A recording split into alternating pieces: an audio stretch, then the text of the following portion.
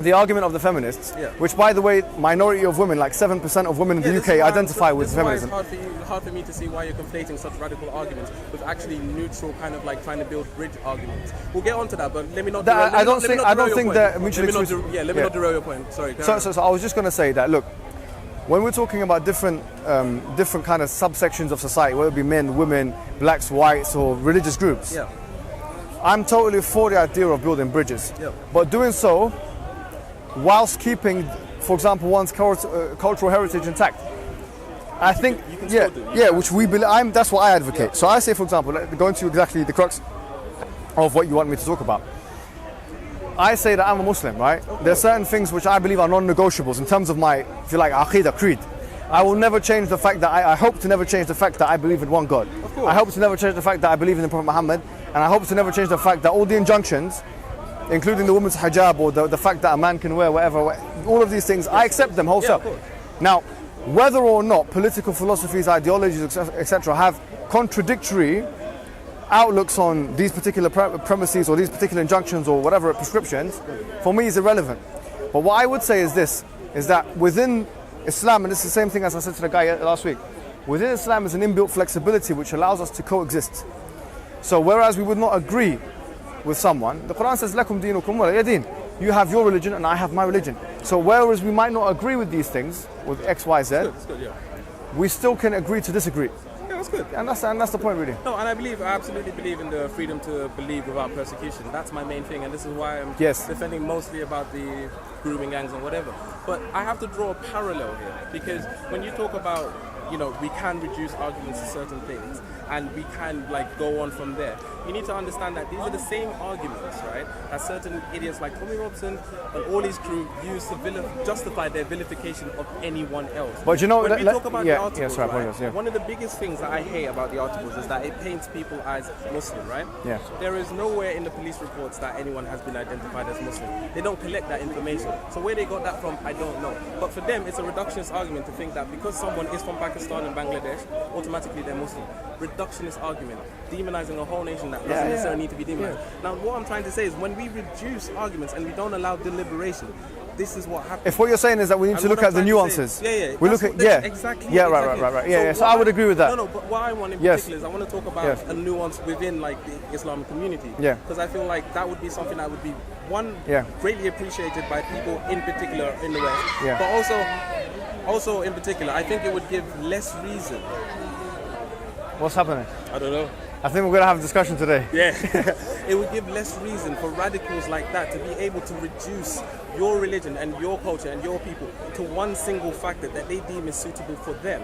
So what I'm trying to say is I want to build a nuance between just the Western civilization or society, whatever you want to call it, and Islam. Because right now, there's so many Middle Eastern countries that are becoming superpowers. They're going from LEDCs to MEDCs, but they're also experiencing cultural shifts as they do that. Because when you're an LEDC, you tend to stick to more traditional, fundamental religious practices, right? Especially when it comes to I think that's, you could be conflating two things here, which is correlation versus causation. But you did this as well with pornography. That's another thing. No. When we were talking about pornography, you were talking about the idea that pornography supposedly shrinks your brain size and so on. So that's not the case. Addiction shrinks your brain size. I don't think I ever said that it shrinks. It was in the video. Did I say shrink? Yeah. No, not shrinks, but decreases the brain activity, the brain size, basically. What I think I said. Yeah. And I remember, what I said is that. Correct me, man. If I'm wrong, I'm wrong. There's two parts of the brain. Yeah. There's what is referred to as the reptilian core. And there's another place called the nucleus accumbens. Now, the nucleus accumbens, the reptilian core, where things like dopamine and oxytocin are secreted. When, for example, someone is stimulated, they secrete those things. Yeah. Now, for example, if someone is addicted to pornography, they continually secrete dopamine, oxytocin. Now, what that does is it creates something called a withdrawal effect, which activates a part of the brain called the nucleus accumbens. I'm just going to stop you for just a quick kind of overview kind of thing. you're describing addiction. I did psychology A levels, so I know what addiction So did I. is. And exactly. So you know observation is key. But that is what you're describing. You're describing addiction. We know in psychology that there's various mediums for addiction, and pornography is a medium for addiction. But you have to have an addicted personality to be addicted to porn in the first place. There are very many, and most of them are nuanced porn users. They go, they watch porn, and they won't watch it for maybe a week or 2 or a month. That's the majority. You're trying of to porn. justify the thing. Oh, let me. we can get into that. We can get into that. Because I don't know why you would justify such a thing. You got all these feminists. I mean, do you know, what's her name? Dworkin. Let me tell you something really interesting. Sorry, I apologize. From a feminist perspective, a radical, she's referred to as a radical feminist. Well, once again, this woman, Dworkin, she wrote a book, I forget the name of the book, but I listened to an audio Andrea thing. Dworkin, is it? Andrea Dworkin. Is that Andrea Dworkin? Yeah. She makes some really good points. I mean, talking about the commodification and objectification of women in pornography. And do you know what she says? Now to kind of stick up for the feminists. Yeah. She says this. She says that really this is a kind of, I don't want to misquote her, but I think she says, Don't worry, I'm not going to. I think she says, worry, man. no, it's important go. because there's something going on there. I think she kind of equates, I'm not going to say prostitution, but she kind of talks about it being a tantamount to some very deep kind of exploitation. And the reason why, if you think about who the ones who actually get most gratification, who it exacerbates the idea of a patriarchy if you believe in it. Pornography exacerbates it. If you look at, for example, women, how women are being treated in pornography. According to Dworkin, she says that most of the positions and stuff like that elevate men into a position of entitlement and decrease women into a position of subordination. You think so? A lot of feminists, you need to realize as well, a lot of feminist doctrines, they do kind of pander to that idea of female victimhood. And a lot of the times when we speak now we're talking the same language, right? Exactly. This is the thing. But when we talk about pornography, a study was done, and a lot of people love to say that men objectify women, right? Now, I find that if someone is sympathetic to a human being, they tend to concentrate on the face, because the face is where you can translate a person's emotions the most. But men don't really do that much. A study found that men concentrate on the face more than they do the genitals. Where did women focus on? Go and tell me. The genitals. So who's objectifying? No, but I think what study was this? I'll give it to you hopefully later. Because there's lots of studies on it. There's a lot of studies. But let me give you a few analytics that I've kind of looked into. That's a very common study. If you look around, you'll find it. No, the majority of the thing. When we talk about this in particular, we talk about it from a standpoint where we've never actually allowed women the right to have the freedom to their own sexuality. So when we're talking about women, I'll give you another study. I'll give you another study. Go ahead. There was a study. Do you know what's the name? What's that? Of the study. Oh, no. But there was a study basically where they showed men in enticing material to measure what they were basically aroused by. They showed men on women, men on men, and animals. And the men were aroused by mostly straight porn. And obviously the gay men were aroused by gay porn. Can you tell me what the women were aroused by? Lesbian. Everything. Really? Even the animal porn. Because when asked later on, what were they aroused by? What did they answer? Nothing. That teaches us about the difference that we've taught women, right? What they can say versus what they actually feel. So when we're talking about women and sexuality, this is another taboo subject, and I think you raised this in the video. It's a very taboo subject. That we don't talk about female sexuality, and we don't talk about it in a sense that it's a free conversation for men and women to have. I do. It's in a lot. Don't pretend all the other guys do. I have guys like that as well. You know, they'll come. But they'll come over and they'll be like, oh, you know, so and so, you know, they gave me, you know, a little bit of oral, right? And I'm like, I'm a liberal, man. I'm like, okay, did you give her oral back? And they're like, no, man, fuck that. Why? Yeah, well, look, let me tell you something. So this is what I'm trying to say. I understand. When we talk about this subject, we need to remember that we don't give certain people a fair chance to speak about it. And there's a lot of ingrained cultural and historical reasons for this. Yeah. We want to go back, find out those reasons, and see whether or not they're applicable to today and they're justifiable. Yeah, I would say though. That's where I think the nuance would be. I would say that, for example, like, if you look at the temperaments of both men and women in different look, I mean that's what we have to look at really and truly. And this is the crux of what I'm trying to say. Men and women are different. Yeah, they are different. And they're different in their sexuality even. Of course. I'm not saying that women have a lesser sexuality or is inferior or subordinate or subservient to the man's sexuality. But what I'm saying is completely different. For instance, looking at studies done by Google Analytics, you'll find that majority of porn users are men. Frequent porn users are men. Now, the idea is that I do genuinely believe women are more, and this is going to sound very cliche, very stereotypical, but it's so evident, are more sentimental, they're more emotional, whether we like it or not. Yeah. Emotional in what sense? And we have to really caveat this. Emotional in the sense that they are more, they have a higher demand for what you would refer to as affection, love. Whereas a man has a higher tendency to polygamy, I believe. But this is the thing. This is our problem. When we talk about sexuality, we talk about it as if it's different from affection. Sexuality is affection. It's creating bonds between a human being. But you can have a sexual urge for someone you don't love. Yeah, of course. And you can love someone you don't have a sexual urge for. Of course. But the thing is, we can't deny. But they're not interchangeable. I accept this over love. Yeah. You can't deny the fact that sexuality is very closely linked to the bonding practices I accept that. and the courting rituals. Yeah. So when we talk about, sorry, you were just saying courting rituals. Sorry, you were just saying about men being more addicted to porn and so on, whatever. Yeah. The difference between men and women is that men have testosterone, a lot more testosterone than women. Yeah. So they have a biological urge to mate and reproduce. That is their thing because it gets their genetics out faster. Yeah. Whereas women can't do that because they carry a child for 9 months. They can't get impregnated any more than that. So that's the biological difference between men and women, and why you find more men are porn users than women, kind of thing. Because if laws did exist and we just ran anarchy, men would be just running around having sex with everyone. That's a good point. That's a good point. What I'm trying to say is that we have got to this day and age now where this was all post-contraception. After contraception, it's a different talk now because a lot of people now are seeing sex more as a pleasurable thing as opposed to reproduction. Some people have run the mile with that. Some people have stayed in their core. What I'm trying to say is that we now know that there's reasons for different positions. There's reasons for different X, Y, and Z. And these are taboo subjects. Even though when you scientifically analyze them, there is nuance as bread and water. You know, so when we talk about, say, like the Kama Sutra, right? The Kama Sutra existed pre-contraception. I'm not really that familiar with it. But it existed before it existed way before contraception and this idea of sexuality and being a subject. Now, when we talk about the Kama Sutra, we talk about Oriental, right? We talk about Indian, we talk about African. The hieroglyphs, which are 30,000 years old, have depictions. Now I feel like a real student in the classroom. No, seriously, it's like sexuality is so much older than even some religions, but we've made it so taboo, and we need to look back retrospectively as to why they became taboo, so that we can have a calm talk about why we can or cannot talk about them now.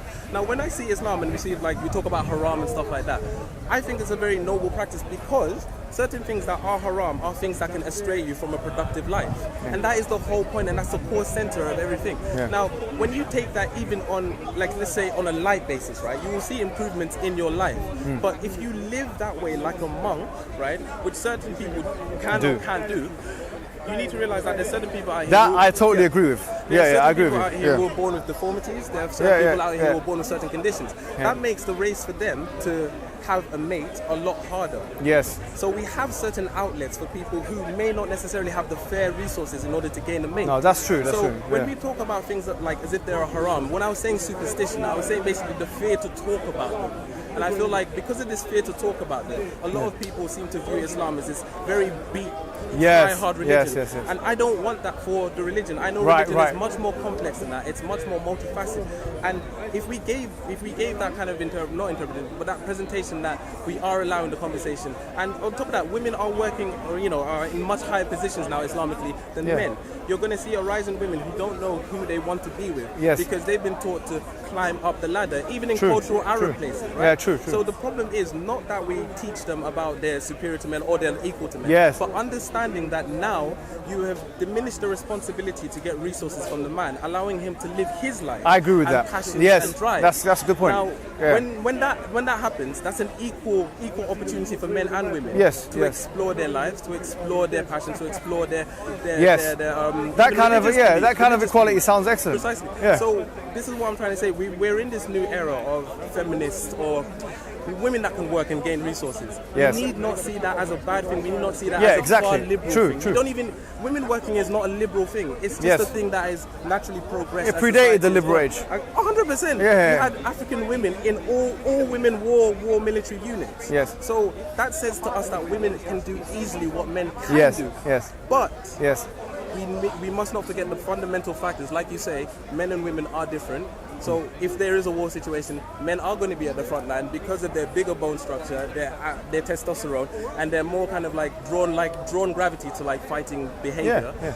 But that doesn't mean that we can't use the women as troops. Absolutely. So what I'm trying to say is I want to build a nuance Yes. where we can talk about this stuff. Yes. And it doesn't seem like I'm trying to bring you away or bring you astray. No, I don't think you're doing that. Yeah, you've but- given us. I think you've given us all something to think about, man. Yeah, because like I said, religion for me is one of those things that I want to bring myself to heavily. Yeah.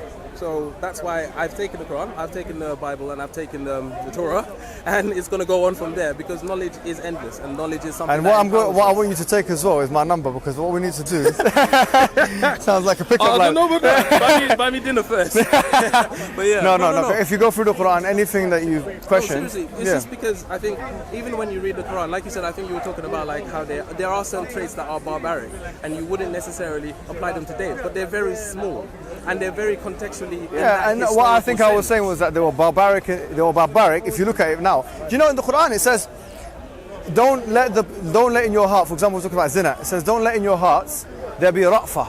Ra'fa, for example, there is ra'fa means like compassion. For example, the fornicator in Islam, the one who has premarital sex, the fornicator gets in an Islamic state, all these kind of things. According to the Quran, chapter 24, verse 1-2, he gets 100 lashes. And the Quran explicitly says, don't let in your heart be any ra'fa, be any compassion when you're doing fi dinillah, in the religion of Allah. Why? Because your aesthetic value judgment doesn't necessitate truth in this. Do you get what I'm saying? Just because you see something as barbaric, or just because you see something as violent, and it's very, even though the whipping and these things are not understood within the Western context. I understand, yeah. Then just because you see it, it doesn't mean it's false, right? So that's the point we're making. So the idea is, these injunctions, these punitive laws, they need to be understood in context. Yeah. And no doubt, obviously, if we talk about adultery and fornication, these things, there's a whole subtopic about it. Of course. And the main thing is that it should not be, if someone does it, for example, a Muslim commits fornication, they should not tell anyone about it. Yeah. They should conceal their sin. And so they should not be punished even, because they're not telling anyone about it. So that's really where it is. Yeah. But that is kind of like a deterrent that's put in place from the Quranic narrative. But that's exactly it. I want to talk about things that are deterrents and not necessarily take away the gravity of them being deterrents by just justifying why they were made. But I want to open up basically the bridge so that people can supposedly talk out, because there are a lot of people who feel like they can't say certain things. Like I was talking to brother, I'm not going to say his name, but brother Mo, and he was basically saying how be careful calling me a liberalist Muslim. And I was saying, I wasn't calling you a liberal Muslim, but he's saying even that term is very kind of like loaded. Yeah, it's very loaded. And I think it's loaded because you see it from a Western point of view instead of a humanitarian point of view. Yes. And I feel like we can come to a middle where, like I said, no validity is taken from the religion, but justifiable and kind of just humanitarian look. Yes, that I agree with. So long as someone doesn't label themselves or jeopardize their principles, I'm an advocate for someone being a Muslim, coexisting, being tolerant, and knowing where they stand in society with people that don't agree with the same thing. It's the same with like say pornography, right? Yeah. I have no problem with pornography, and I have no problem with pornography actors. Wait. Here we are. You have to walk in people's shoes before you can. But I watch a lot of interviews and documentaries. I thought you were going to say something else. No. My wife would never let me. 8 years, no way. But basically, what I'm trying to say is, just because I'm okay with pornography, it doesn't mean that I would want it legalized tomorrow. Because I know that we have a generation of very lazy women who want a quick buck and don't really want to work, and that industry would be flooded tomorrow. I think it's illegal. It's legal already, isn't it? But the reason there's a stigma to it is to stop that influx and stop people basing all of their traits on their sexuality. That's the point. I like that. That's a good point. This is why it's so important that we draw distinctions between that and connections between that and the hijab. The hijab is supposed to teach a woman that the character and the spirituality is more important than the God-given assets and looks, and that they do not rely on that completely throughout their lives. Otherwise, they will find themselves in problems. But at the same time, you get a lot of women who wear hijab and they're wearing makeup that looks absolutely... I think me and you agree. Yeah. On that note, should we get a drink? Yes. I'm thirsty. No, I've got mine already. Now let's go. Let me get you another one. That was always going to be... All right. I think that was always going to be a hard talk because it's very controversial where when you try to bring someone from a very strong belief, and you seem to have very strong discipline. And when you're seen as going No, you made me think a lot. No, even when you're seen as going nuanced, it can be seen as a betrayal, and I really don't want that. I want it's people not. to be able to speak I a little can bit see more. what you mean by that. Now I get your argument. I think Just because as well, I feel like that would take away reason from people like you to like basically paint your religion as just dogmatic and completely controlling, when we know Europe has a much more controlling history. Much more controlling history. How you doing? Yes, absolutely. Thank you. Let me take this. Do that. Can I give you this? Okay. Yeah, it's fine. Lekker lachen. No, how was everything? Like,